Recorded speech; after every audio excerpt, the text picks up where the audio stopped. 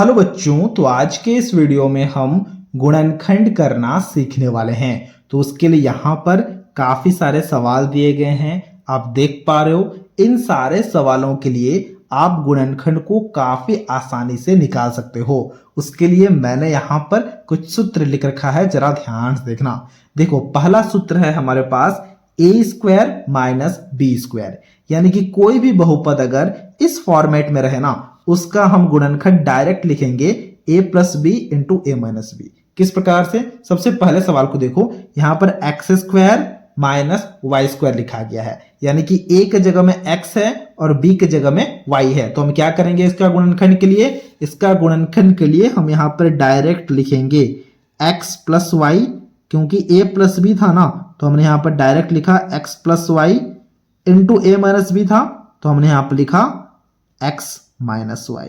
क्या बातों को समझ पा रहे हो? बिल्कुल समझ पा रहे होगे।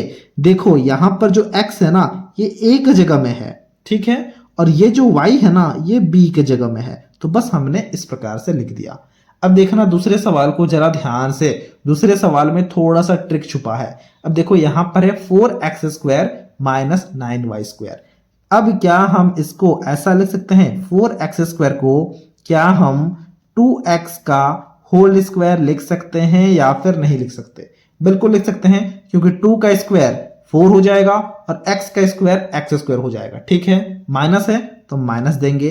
9y स्क्वायर लिखा गया है, तो क्या 9y स्क्वायर को हम ऐसा लिख सकते हैं 3y स्क्वायर? बिल्कुल लिख सकते हैं, क्योंकि 3 का स्क्वायर 9 होगा और y का स्क्वायर y स्क्वायर ही होगा।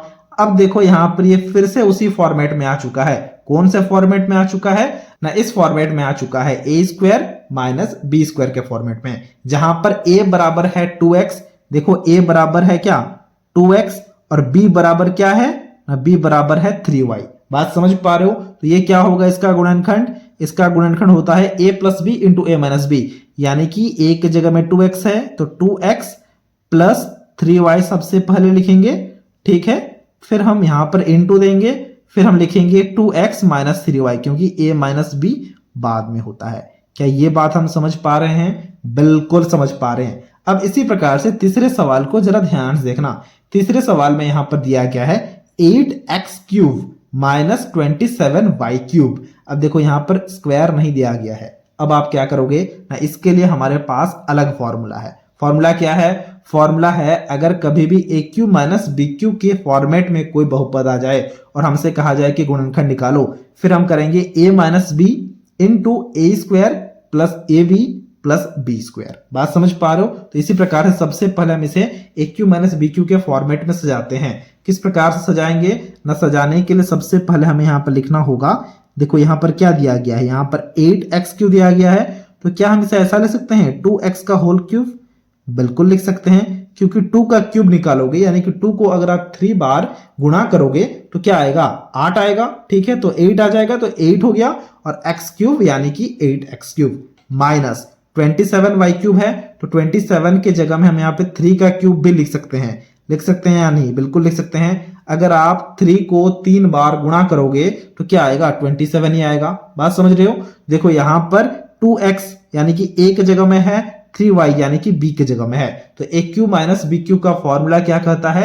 ए क्यू माइनस बी क्यू का फॉर्मूला कहता है a माइनस बी फिर A square plus A B plus B square. तो हम यहां पर वही करेंगे। देखना जरा ध्यान से, a माइनस बी सबसे पहले, तो हमने यहां पर लिखा 2x माइनस 3y, ठीक है। फिर क्या कहता है? फिर वो कहता है कि फिर हमें करना है a स्क्वायर, यानी कि 2x का स्क्वायर, a का स्क्वायर प्लस ए बी यानी कि 2x इंटू 3y। तो हमने यहां पर इंटू 3y लिखा।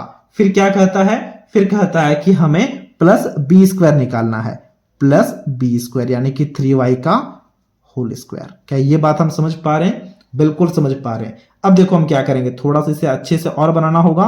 तो ये हो जाएगा 2x माइनस 3y, ठीक है।